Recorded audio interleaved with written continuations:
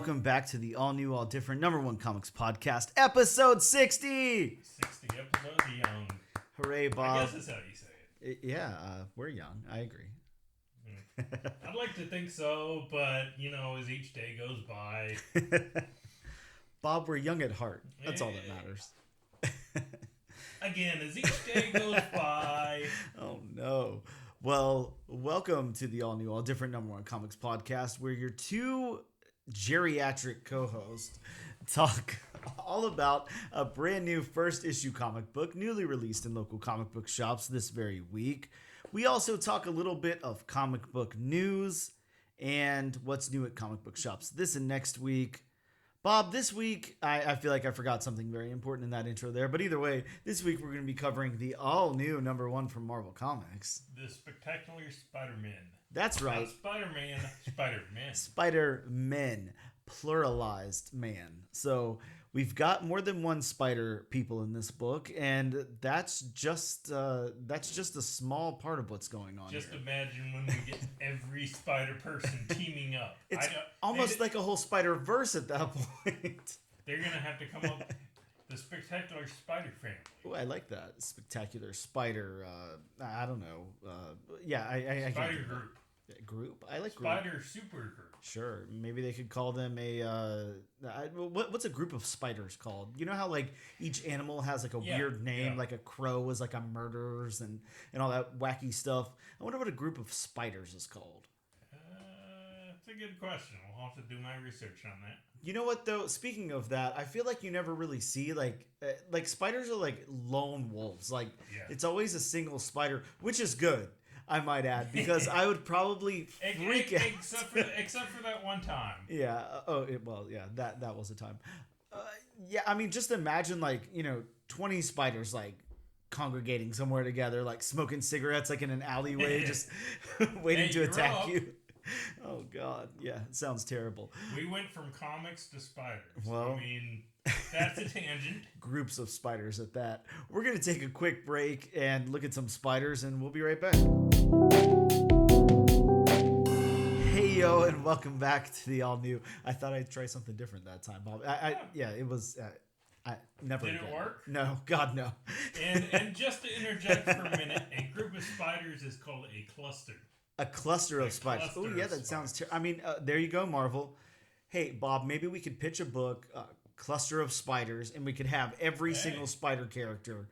I don't know how you do that. I mean, I feel like Spider-Verse that's actually a good name. Right? Cluster of Spiders. Hey, copyright 2024 Bob and Dan. Well, with that being said, Bob, we are back. This is episode number 60. This is the all-new, all-different #1 comics podcast. In case you didn't know what you were listening to, that's what you're listening to. If you're at a cool party or something and everybody's standing in the corner drinking ginger ale or something. I don't know what people do at parties, but I'm obviously not cool enough for that. But well, I don't know. People listen to this day expecting a comic podcast, but actually they're getting a lesson in spiders. That's right. A lesson in the English language. I like it. Cluster of spiders aside, that's right. The all-new, all-different #1 comics podcast. Bob, we're going to talk news right now. It's news time, and news is weird this week. But I do have some news to go over. So, first and foremost, James Gunn, Superman. So there, I got all that out of the way. Yeah. James Gunn has released on whatever the hell he's posting on X, a Superman mood board of sorts, showing all of his inspiration for the Superman movie. It's got all kind of crazy stuff all over it. You definitely have to check it out. There's no way for me to sit there and break down all the stuff that's in it, but... So does each day it change a different color, like a mood ring? Oh, yeah, that would be nice. No, a mood board is I don't know, kind of this. I can't say it's newer, but it's very popular in the zeitgeist lately. It's if you take something and you put different images together and you say this is the mood of how I want this thing, basically. Oh, gotcha. Now his isn't technically a mood board. It's just a whole bunch of little pictures of Superman and Superman related things from different media. Right. But I'm calling it a mood board of sorts. But pretty interesting either way for a director to put something like that out there. This is, There's going to be a lot about Superman coming out, of course, with the, what is it, July 11th, 2025 release date. So expect, a whole bunch more mood boards and spiders and all kind of things coming up from James Gunn. But we also got the fact that James Gunn has dropped the Superman Legacy title and now is just calling the movie Superman. Really? Yeah, he said his reasoning was, we just need a Superman movie. There hasn't been one since Superman and whatever that was, the late 70s. Can't remember the year there. 78, 79, I don't know. But yeah, it's been a long time since we had a movie called Superman, so that's what he's going to call it, dropping that legacy from the title. And I want to ask your opinion because I actually kind of liked the name. Like Superman Legacy, I don't know, it feels like it meant something. It was like the legacy of Superman. Yeah, like it seemed like it had something behind it. Yeah. And I'm not saying that I think this will be a bad movie or anything. I'm sure they're going to, try their best with it and all that, but we know DC's track record. But with that being said, like it almost feels like it cheapens it a little bit. I don't love seeing like the same name used over and over again in different interpretations. Like I'm hoping that Marvel doesn't call this next Fantastic Four movie Fantastic Four. Like I hope it has something else in the title, some subheading or something. Some subtitle. Yeah, it's like I've already seen that. It just makes me think of the other one if you do that. I don't know. I'm not that into it. And Superman Legacy had like a nice tone to it. It just like invoked something. It gave me some kind of vibe, that I was really digging, and now that's gone. So I don't know. To me, the title isn't as important as the movie. Well, of course, yes. Give me the movie's got to be good. Yeah. I mean, you had what was it a few years ago? Harley Quinn or Birds of Prey and the Emancipation. Of whatever. It's like that was the longest title ever. It sure was. Yeah, that was a pretty wacky title. I guess it fit for the character and everything. It made sense. But yeah, I'm with you. Birds of Prey would have been a nice name for that. Right. A nice, simple name. Mm-hmm. But, I mean, with that being said, Superman Legacy was also a nice, simple name. To strip off the word legacy, just, it doesn't cheapen it. It's not that there's anything wrong with it. Like, I guess I'll just view it a little differently now until I see it. I mean, if you've got both Superman and Supergirl in it, I mean, Superman Legacy, like I said, the legacy is Superman. Yep. Mm-hmm. Yeah, completely agree. Perfect title. I agree, but maybe something will happen. Who knows? We still got a little bit of time. Mm-hmm. Speaking of Superman, we have Wendell Pierce of The Wire, Malcolm X, Hackers, Waiting to Exhale, Bullworth, Ray. I don't know. This dude's been in everything. Right. He is cast. Yeah, he's a well-rounded actor. Yes, very, very well-rounded, and he's cast as Perry White, who is the he's the nice J. Jonah Jameson of the pretty much of the Superman world. He's older and nicer. Yeah. Mm-hmm, mm-hmm. Good actor though. I mean, I don't know if it's I don't like. Is that a huge surprise we got somebody like him? Like I would think that we would have like a good solid actor in that kind of role. Yeah, I was gonna say for that character you need somebody with a little gravitas. Yeah, definitely. Even though it was in a great movie, I mean, Superman Returns had Frank Langella as Perry White, and you have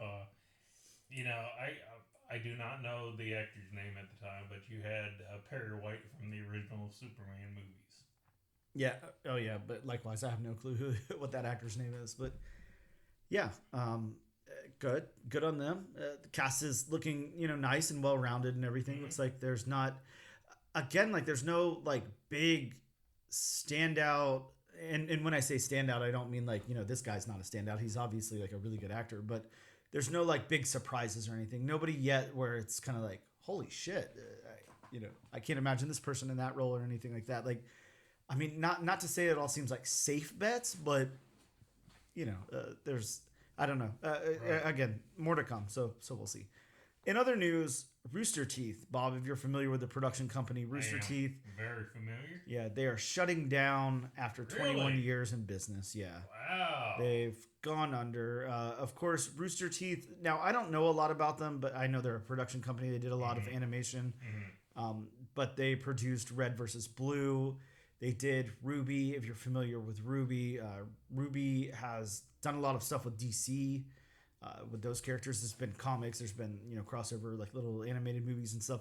They also did Genlock and a few other things. So sad to see them go. That's a big loss to.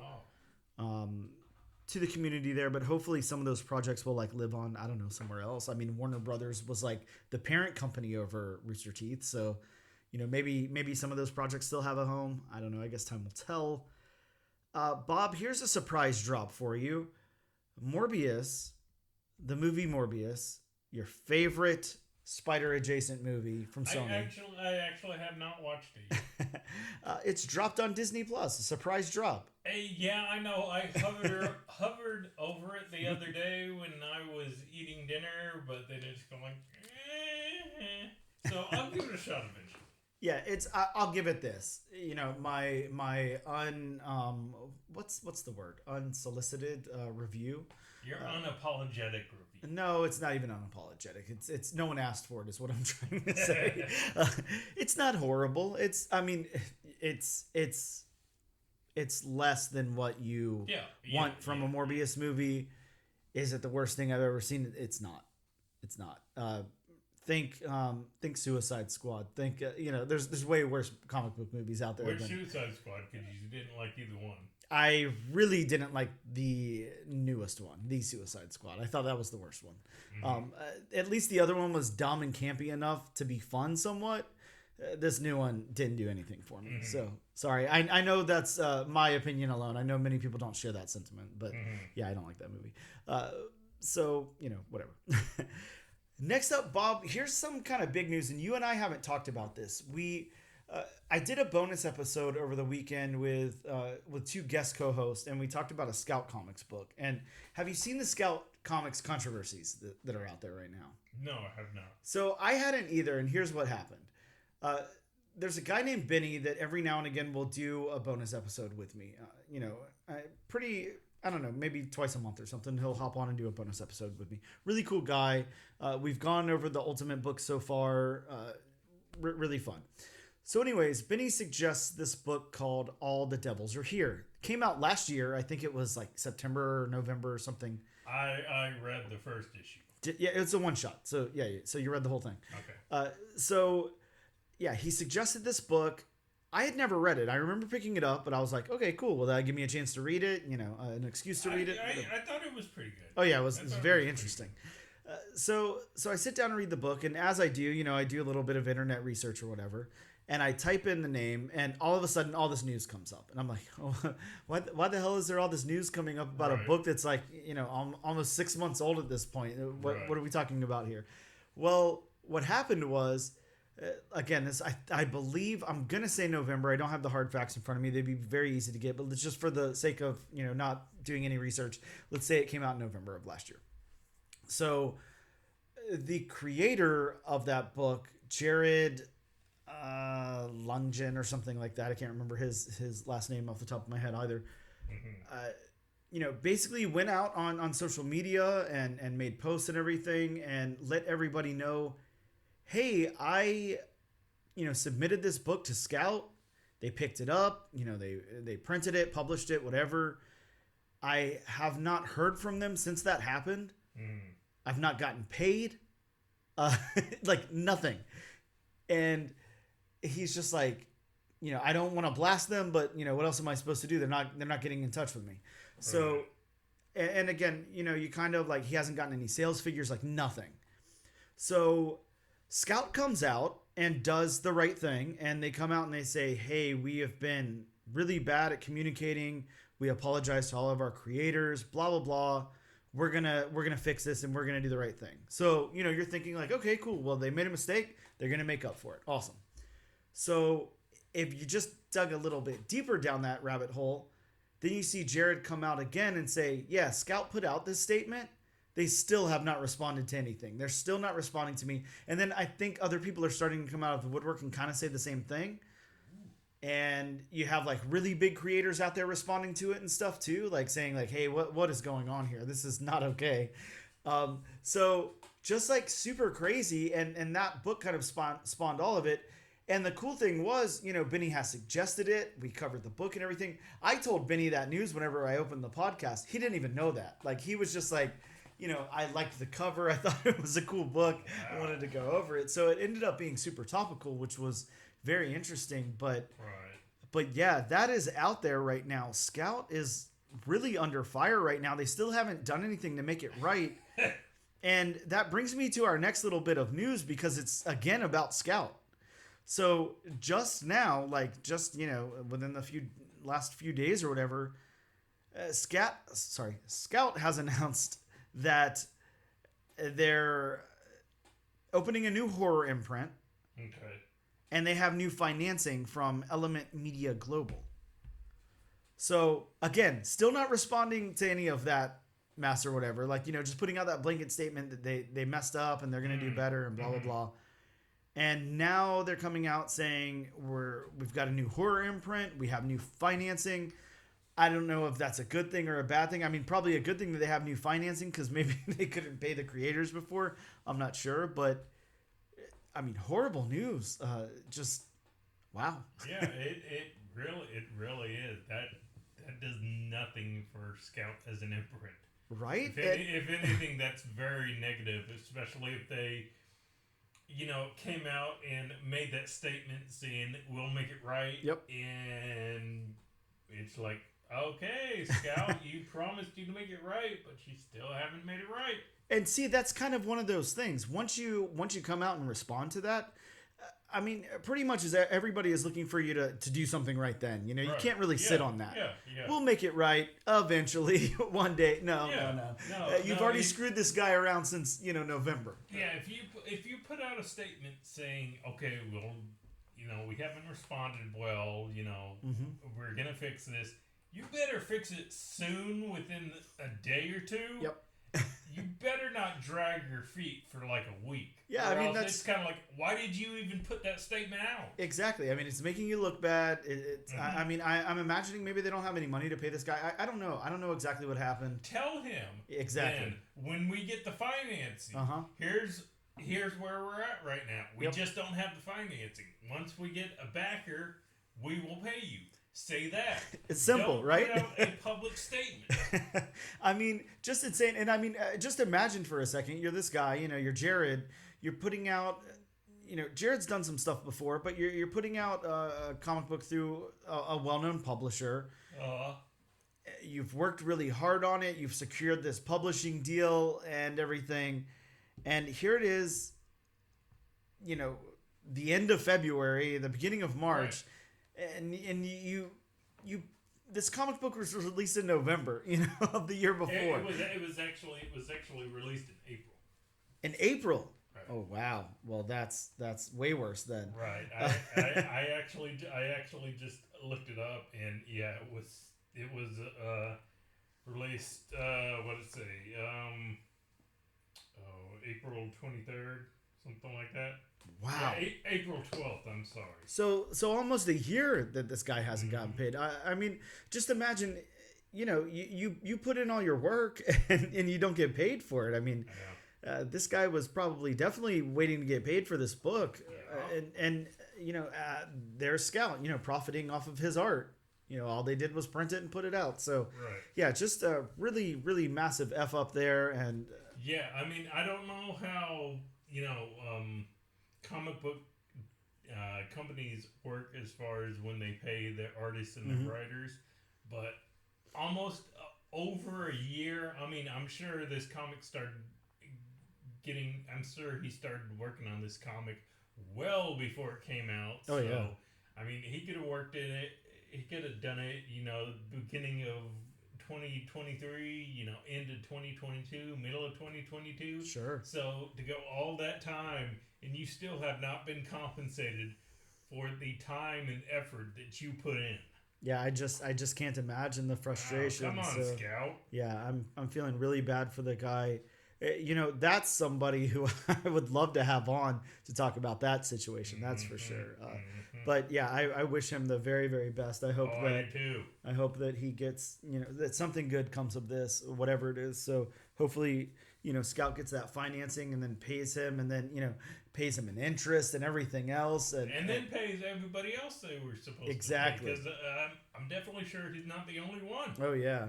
And I'm hoping, that it, at the very least, even though it was a negative thing, got his name out there a little bit. Maybe other publishers are looking to say, like, hey, come over to us. Like, we'll actually pay you, and pay the guy for his work. So just terrible. And moving on, again, I hate to end it on a bad note, but maybe there is like a glimpse of hope in this somewhere. I'm not sure. But Bob, we have some terrible news to share, of course. Our local comic book shop, the one that we always talk about here on the show with, the owner, and employees that we really like and everything, had a terrible, terrible accident last night. And a car was, now you got the news, so maybe you can tell it a little bit better. I didn't. I saw nothing on News4Jax. I had to go to First Coast News to find something about it, and it was talking. Of course, the most important thing is Santana, the girl who runs the front counter. She got injured, so she received treatment. So of course, that's the most important thing. Oh yeah. She's okay. Well, thank God for that. But what the article was talking about that I read, it wasn't a very lengthy article, so it didn't go into great detail. But bottom line is, it was talking about, I guess it happened in the parking lot, and the female who was driving, I believe it was a female who was driving the car. She accidentally hit the accelerator instead of the brakes. So my only guess is she was parking because, of course, if you're in reverse and you hit the accelerator, you're just gonna, basically make a circle. And I guess she hit the accelerator hard enough to get over the curb, and it just ram into the storefront. Yeah, and it's got to be, so to paint the picture here for anybody who doesn't live here and you're not familiar with the shop, which you can go on their Instagram and see, pictures of it and all of that.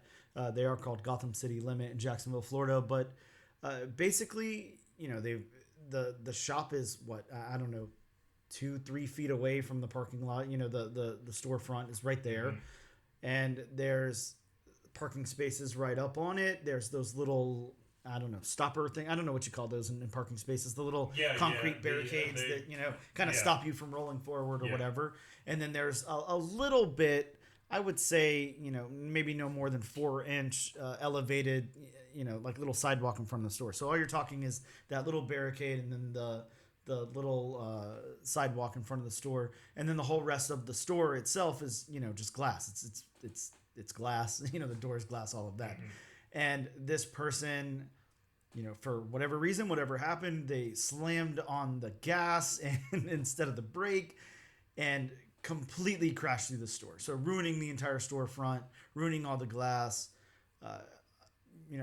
whatever product was right there. And then, like Bob said, the worst case scenario, actually injuring that employee that was in the store at the time. So really, really sucks. Hopefully she is, makes it out of that perfectly okay. But I can imagine that would be a very traumatic experience, and yeah, oh God, I don't even know what you do after that. But yeah, it's crazy, and that that just unfolded last night, so that sucks, and obviously feel really bad for them and everything they have going on now. Bob and I, today's Wednesday, Bob and I were not able to go get our comics from that shop, so. Yeah, just sucks. Really, really sucks for them. So keep them in your thoughts, whatever those are. If there's any way you can help, I mean, the owner has not asked anybody for help. Let me just go ahead and say that, first and foremost. The owner has not asked a single person for help. He's just letting everybody know what was going on. But if there's any help that you can offer, I will definitely, at least say, shoot them a email, shoot them, a message on Instagram or Facebook or something. and let them know how you can help them. If they set up, a GoFundMe or anything like that, I'll keep you guys posted here. But, if there's any way you can help, or if you can just send good vibes, then do that, because that really sucks is all I can say. Yes. And that's, you think about it on a local level. Again, we're here. We're in a big city, Bob. We're in Jacksonville, Florida. This is a pretty big place. Mm-hmm. You would think, if we didn't have like a huge emotional attachment to the shop or the owner or whatever, that, okay, well, we could just, go down the road to another shop. Like, this is really the only shop like it in town. There's a couple of other comic book shops. They don't really sell new comics. The two that do sell new comic books, basically order from Image, Marvel, and DC, and that's it. They're not stocking indie books. So this is where we go.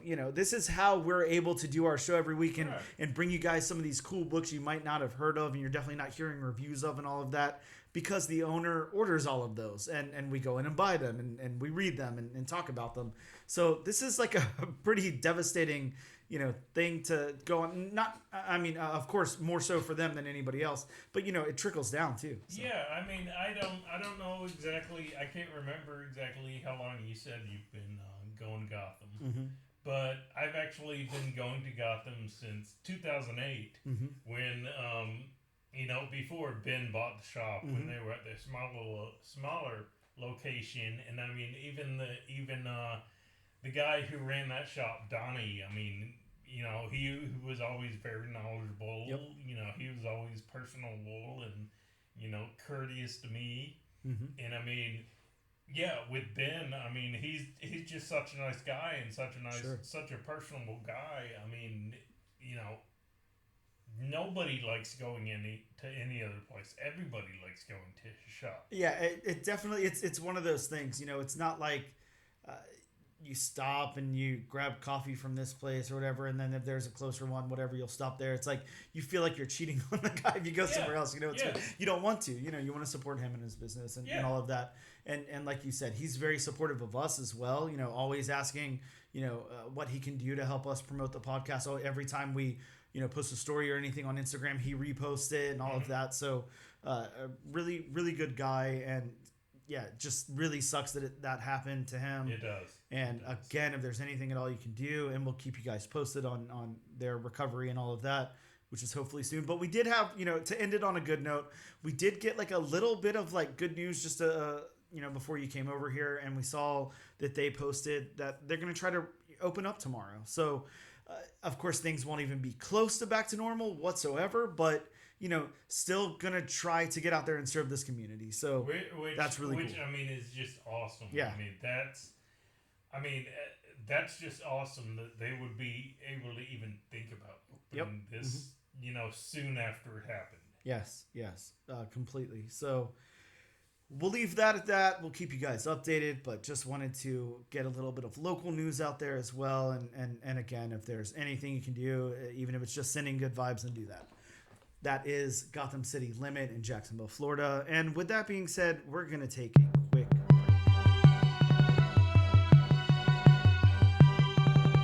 And we are back with episode number 60 of the all-new, all-different #1 Comics podcast. Bob, let's talk about comics that dropped in local comic book shops this week. Of course, probably in y'all's local comic book shops. Me and Bob didn't have that luxury this week, but let's talk about tomorrow. Yes, true. Let's talk about some of the books that dropped this week from Marvel Comics. We got a new What If, and it's What If Aliens #1. Now, what I heard, and I didn't know this, Bob, this What If Alien series is much like the What If Venom series, and it's like a continuing 5-issue story arc. Really? Yeah, so it's not like a single one-shot or anything. It's like a thing. So maybe they're trying this with the What If series all around. I'm not too sure. I don't know. Just looking at the description, it's like, why exactly did they think we needed this? Oh, who knows? Great question. Bob, we also got giant-size Spider-Gwen, so, I'm a little bit partial to that. There was a Marvel must-haves in local shops this week, so you guys should have been able to pick up a free copy of Marvel must-haves Spider-Man Deadpool #1, and that's a nice, thick, free issue you can pick up with the kind of first meeting of Spider-Man and Deadpool there, and that first series, that first ongoing Spider-Man Deadpool series. There's also a new volume of Miss Marvel, Mutant Menace #1. We got the end of the new Century series, so the Century #4, and this introduces a brand new Century. We also got Peach Momoko's Ultimate X-Men #1, so the newest in the line of Ultimate series, and that one's written and illustrated by Peach Momoko. I'm really excited to read that one and see what's going on there. We also got Weapon X Men #1, and that follows. We were talking about Spider-Verse a minute ago. This is basically Wolverine-verse. So, Wolververse. Yeah, I like it. From IDW Comics, we got Godzilla Best of Destroya #1. We got the book that we were supposed to cover originally this week, Golgotha. Yeah, I can't with that name. Motor Mountain #1.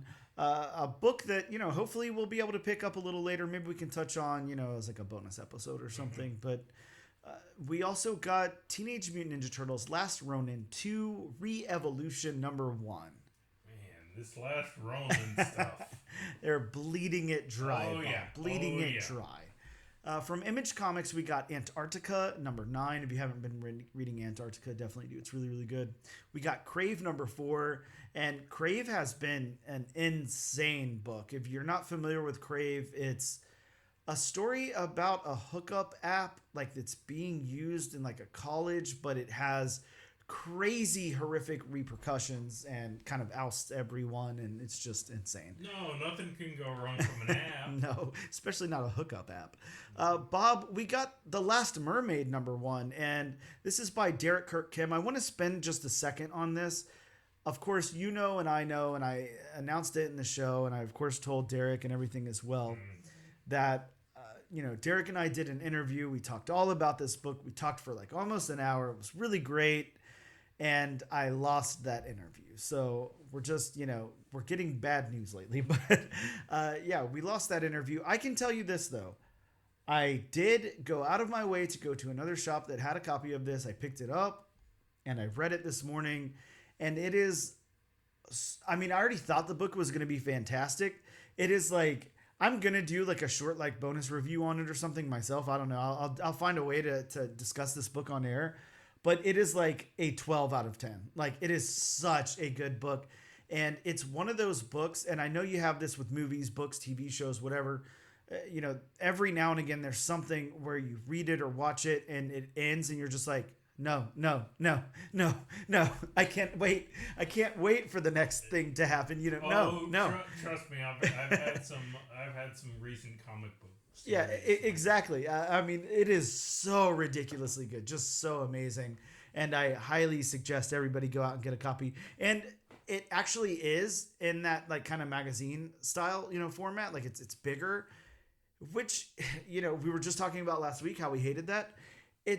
It fits this book. It absolutely fits it because of the cinematic scope and everything of it. I can't see it being in a regular comic book size. So I'm okay with this one. I really think that it deserves to be viewed that way. It's very, very good. But yeah, it is so amazing. And I highly suggest everybody go out and pick up a copy of that because holy shit, you're going to be impressed, surprised, heartbroken, everything all in a few pages there. So we also got Void Rivals, issue #7.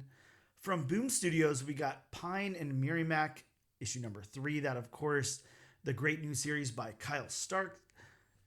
From DC Comics, there's only one comic I want to talk about this week, and it's Batman the First Night, #1. The reimagining of Batman's origins. I don't know anything about it yet. Haven't read it yet. It's a black label. We'll see how it goes. From Oni Press, we got Night People #1. From Archie Comics, Betty and Veronica, Friends Forever, Sleepover #1. Party! From Ablaze Comics, we got Torpedo 1972 issue #1. From Massive, The Fog #1. That's right. Steve Ekstrom's The Fog, which follows John Carpenter's The Fog. I'm really excited to read this one, and I'm sad that I don't have a copy in my hands right now. But whenever our local shop reopens, I'll go grab one. Mm-hmm. From AWA, we got issue number 3 of Red Light, the crazy series that you should definitely be reading. And from Mad Cave, we got The Devil That Wears My Face, issue number 5. Oh, Just a horrifying title, right? yes. And that's what's new at shops this week. So hopefully there's still some time. You guys can go out and grab those. Go grab your free copy of Spider-Man Deadpool. And we'll be back in just a moment. And this is episode number 60 of the all new, all different number 1 comics podcast. Bob, it's time to talk about this book, The Spectacular Spider-Men, pluralized Spider-Man, Spider-Men. Number 1. This is such a comic, Bob, and I'm really excited to talk about it because, wow. Before we get started, let's go into Marvel's synopsis of the book. The stars of 2 of Marvel's biggest series come together in their first ongoing series ever. That's right, Peter Parker and Miles Morales are going to team up on the regular, comparing notes and using said notes to take on some of their most dangerous bad guys. The duo is better than dynamic, amazing, spectacular, superior... Sorry, I messed that up. Sensational, superior. They're spectacular. It's a lot of adjectives. I know, and I really... What's the word? I don't know. Whatever. I did something. You dropped the ball. There you go. Drop the ball. I like that. With Greg Weisman, the author of fan favorite animated Spectacular Spider-Man series, returning to Spidey along with Spider-Man legend Humberto Ramos, you know it's going to be epic. So let's talk about Greg Weisman. Of course, they just said Spectacular Spider-Man animated series was written by Greg there.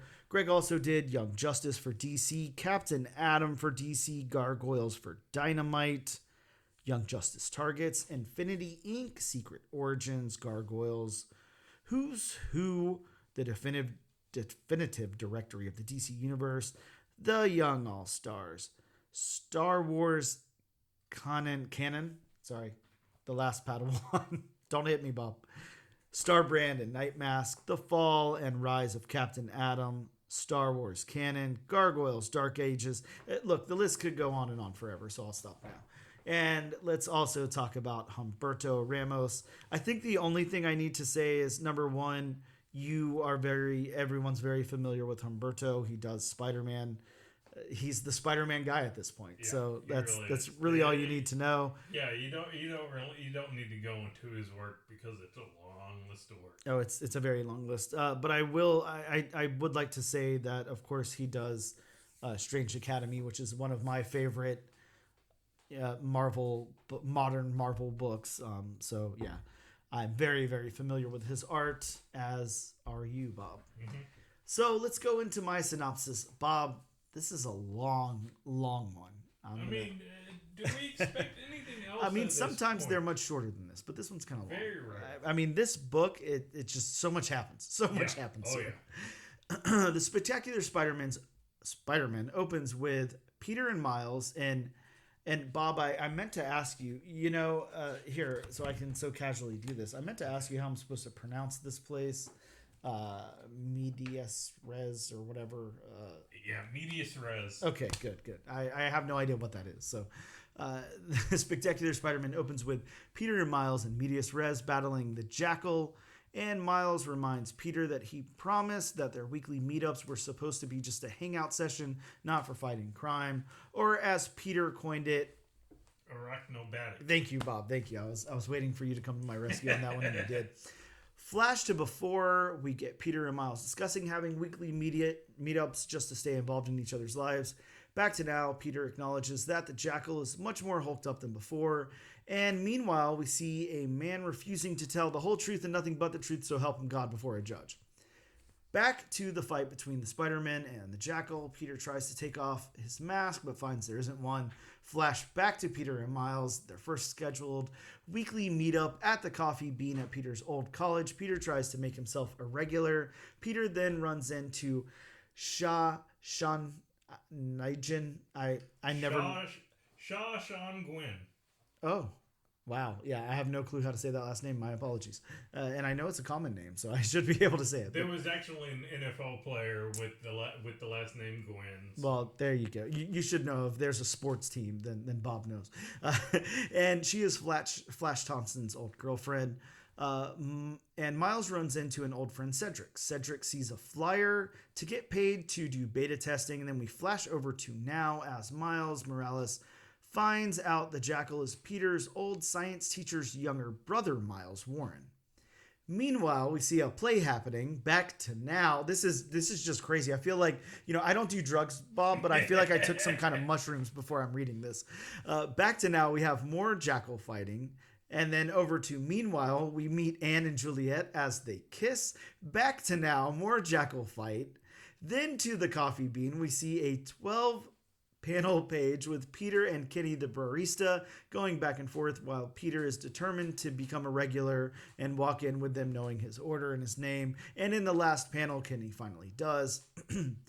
That's when the pair sees the Jackal out the window of the coffee bean and they suit up to go fight him. They spend a few pages webbing him up and they bond and talk. And finally, later, the cops come tranquilize the Jackal, and Pete and Miles and Warren find the Jackal's lab destroyed with a skeleton in the debris. And then we see Cedric making a call about the ad as the book ends. So, my God, It's a lot to unpack. How you put that much in this book. I don't know how many pages this is, but, actually... That's a good thing to know. I think I'm gonna look because luckily on Comic Geeks they tell you how many pages. Yeah, it's a 40 pager. I don't know how you cram that much into 40 pages. I have no idea. That was a lot. This was already enough for its own graphic novel. Holy crap! But we'll save all that for the review. Bob, let's talk about the story on this thing. Let's talk about the story beats. There's not going to be any way for us to relate those beats because you just go back and listen to my synopsis if you need to hear the beats. Are just all over the place. The thing is, what it's doing is it's taking, and intersplicing Miles and Peter fighting the Jackal with telling the story of why they're meeting up weekly, or why they're doing this in the first place. And then setting up what's going to happen throughout the rest of the book along the way.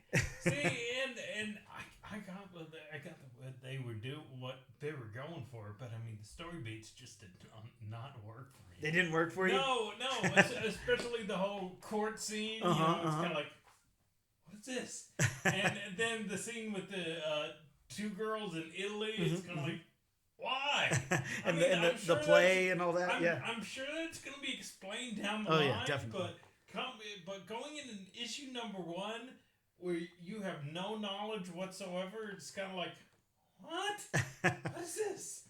So yeah, I mean, I got to give a thumbs down for the story beats. Wow. Okay, I'm going to take it the other way because I actually really liked the pace of it.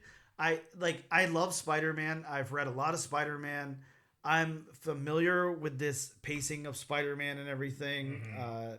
And I really, really liked it. I felt rushed. I felt, it gave me this cool vibe of wanting to know what's going on in Peter and Miles' life and everything. And then, they're also fighting, the bad guys along the way. And there's a lot of setup and everything.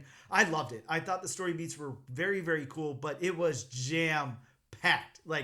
You couldn't squeeze another beat in there if you tried. There is just no way, and it was insane. But I loved it. I will say that. So that's fine. We got 2 conflicting viewpoints on that. I loved it. Let's go into the dialogue then. I know you're familiar with Miles. You're familiar with Peter. So how did you feel that their dialogue was? Yeah, I mean the dialogue was very Miles and Peter. I mean, especially Peter. Because I mean he's always been lighthearted, jovial. Cracks jokes, and I mean Miles does the same thing. And I mean, even though they're right in the middle of a fight and it's supposed to be serious, I mean it's still they're joking with each other. Yes. And I mean, so I mean it's very Miles and Peter. Yeah. Greg does such a great job. He's got these characters nailed down. And I think, that's one of the really good things. Of course, that's what keeps everybody coming back for both of these characters is their dialogue, what they say, their quips, all of that, what they have going on in their personal lives and everything. Like it's very easy to get invested in them as characters. And I don't think that that's very easy to pull off as a writer. So I think Greg did a really good job with it.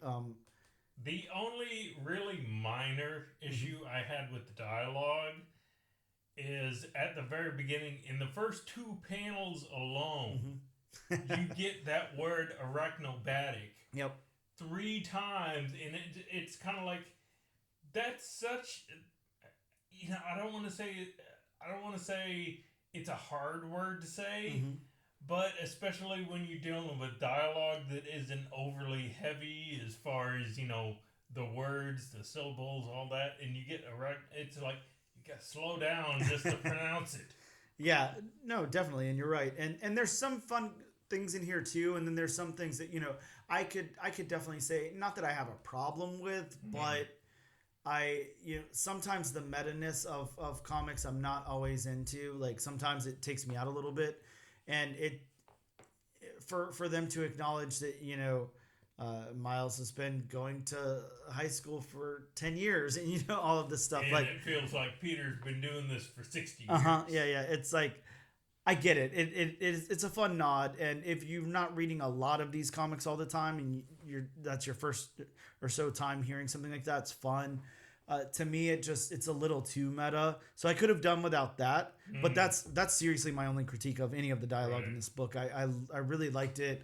I really think that Greg nailed the tone of these characters' voices very, very well, very well. Let's go into the narrative. Bob, I don't know how we talk about the narrative of this book. Again, it flashes back and forth all around so much. I love it. It's not for you, but no, yeah. I mean, there's just too many things going on for me.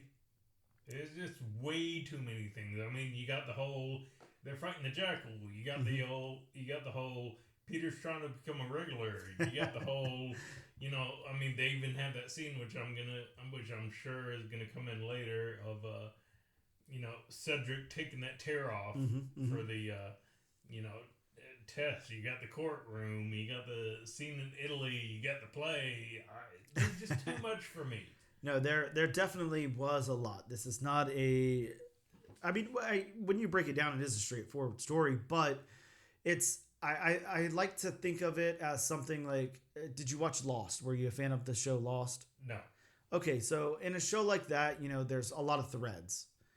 They introduce a lot of things. They don't elaborate on them a lot. And then sometimes they'll spend episodes where they elaborate on this thread that they introduced, 30 episodes ago. Right. Yeah, and that's all. And then you're completely away from the main story and everything. Right. I have seen TV series with that done. I'm actually a huge fan of that kind of thing. I think it's a lot of fun. Now, and that's like not a hot take, but like, it's divisive. Like some people are into that. Some people hate it. You're one or the other. You're not going to be neutral on it. So I really like it. I think it's fun. I really like the pace of this because I like to think, if this was happening in real life, and these characters are the way that they read on the page and everything, then that is absolutely what would be going on here. I mean, I just imagine Peter Parker, he's so determined, at that coffee shop and everything. He's like, every week we're going to come here. They're going to get my order right eventually. Like, I'm going to be a regular here. Like, I like everything about it. I like that they dangle these small, weird threads. And obviously they don't connect to anything just yet. Mm-hmm. And they're going to connect to the bigger story later and it's going to make sense and whatever. I don't know. I like it. I think it's a lot of fun. If I was reading this like in a novel sense, like away from, if it wasn't like a comic book and I didn't have the art to go along with it and stuff, it would annoy the hell out of me as well. So I get it, but I love it. So I'm good with the narrative here. The world building, Bob. If nothing else, this is definitely doing some world building. Yeah, so. yeah, the world building does a good job. The world building's really good. Of course, we know, obviously, we've talked about a million times, how fleshed out New York is and everything in Marvel Comics. I would say the world building here, though, I really like how they kind of flesh out this coffee shop where everything's, happening. I like the introduction of the characters. I like the introduction of Cedric and what's going on with him and everything. I really like a lot of this. Yeah, this is this is definitely doing something for me. But yeah, the world building is really good. So let's go over to art. Humberto Ramos. Bob, this is gonna be I think the most challenging part for me because I love Humberto. I think that he does a really good job. Obviously, like I said in the get go, he's the Spider-Man guy. Mm-hmm. I'm gonna critique him though because there are some things that I would like to say that I could have used, you know, a little less of or a little more of or whatever whenever we break this down. But let's talk about the characters first. Okay. I'm gonna go ahead and say this. I love Miles and Peter in costume. Mm-hmm. I don't love them out of costume. I think they look good. Yeah, you know, I'm gonna kind of agree with you on the same way. I mean, they're, you know, and I know a lot of things are going to this nowadays, but it's got too much of that anime influence. I'm with you. Yeah.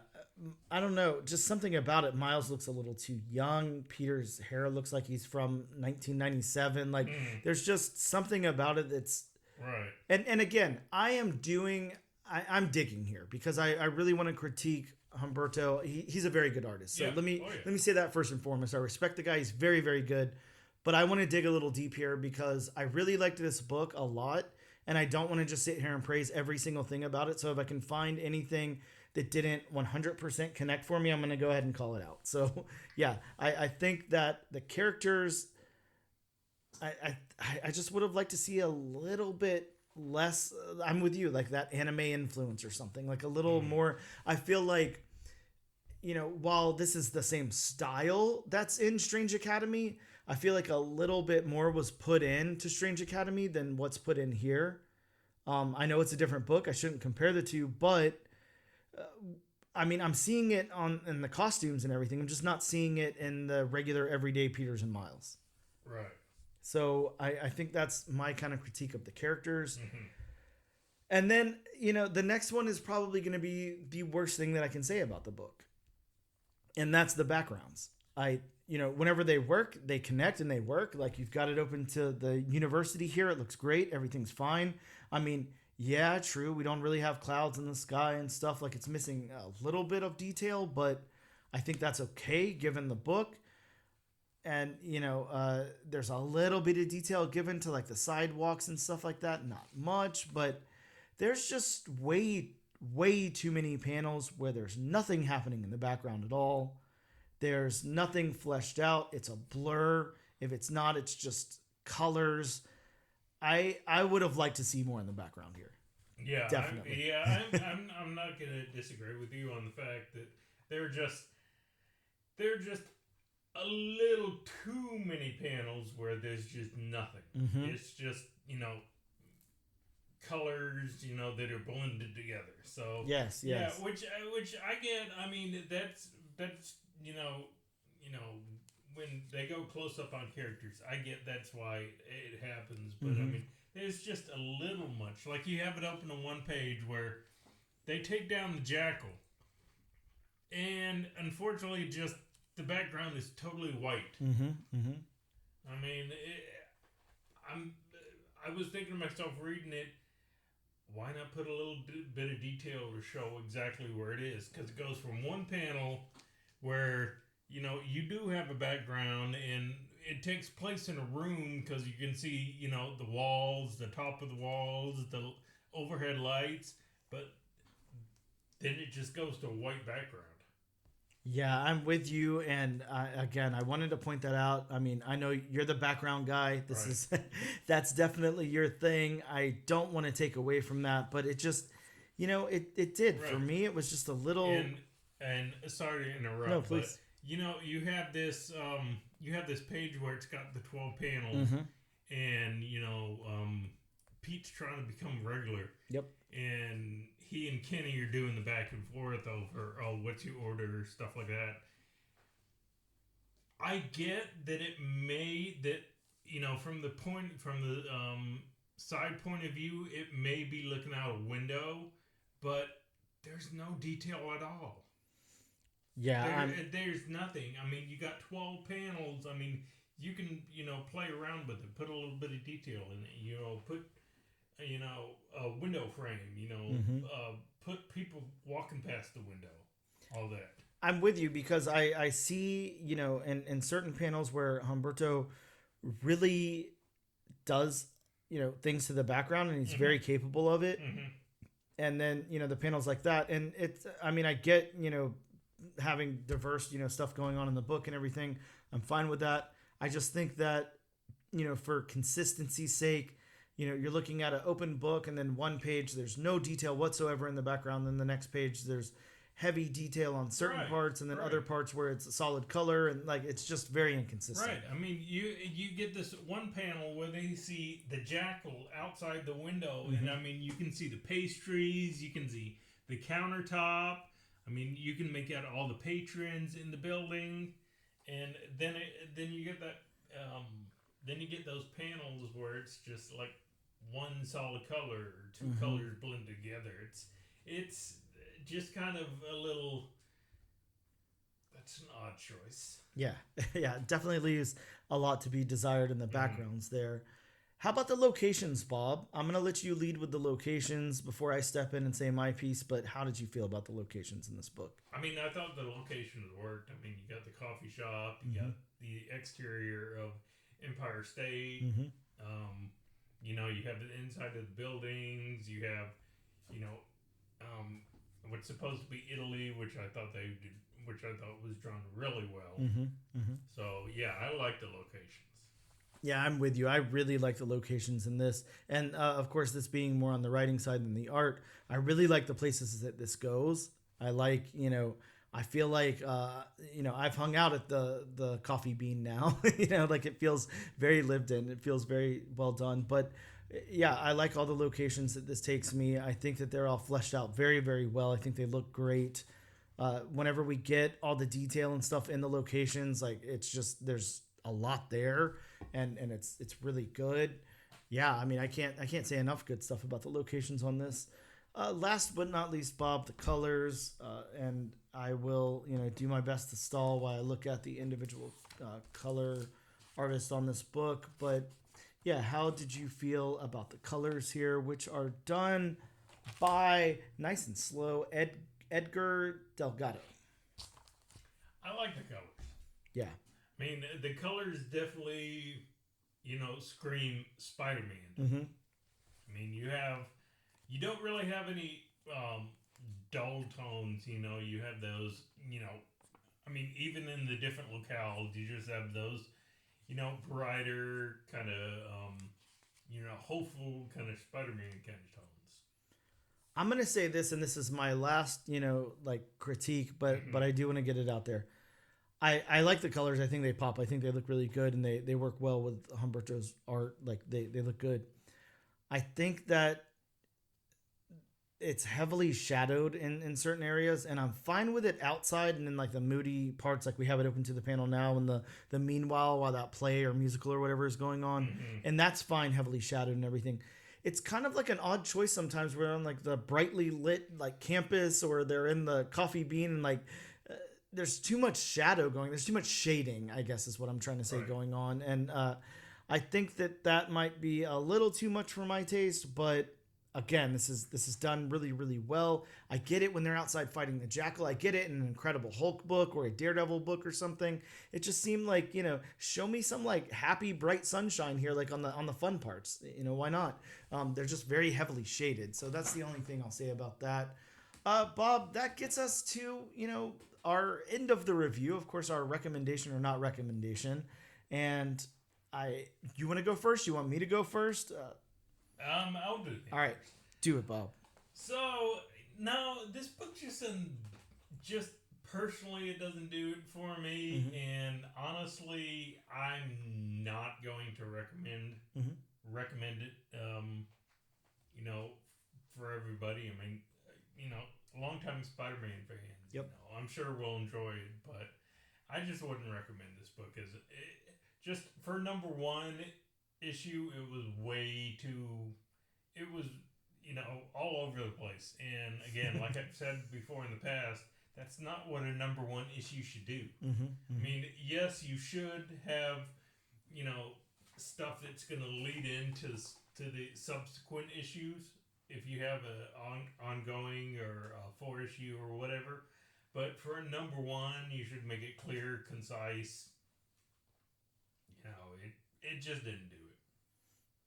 Understood. And I'm going to come, of course, I think, we already know what I'm going to say here, but let me just preface with, the fact that we're getting two hugely beloved characters, two characters that I really love, Miles Morales and Peter Parker. We're getting, their setting. We're getting these two guys together. They're quipping. They're, talking about, they're exchanging notes, everything. They're scheduling these weekly meetups. Then we get a new super.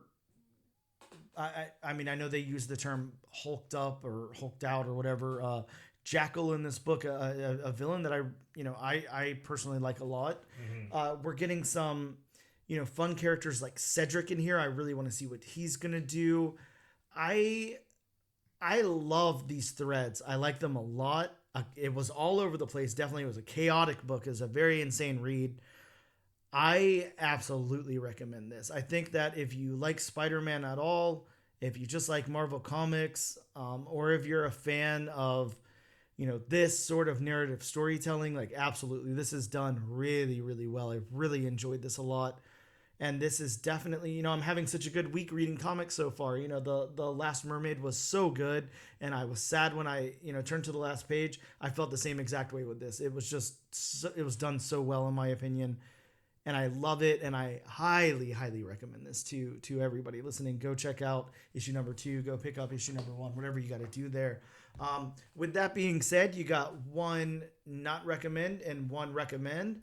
So, we did the old thing again, and we got, one from each side. So there's a little bit of something either in here for you or not in here for you, is I guess what we're saying. With that being said, we are going to take a quick break, and we'll return in just a moment.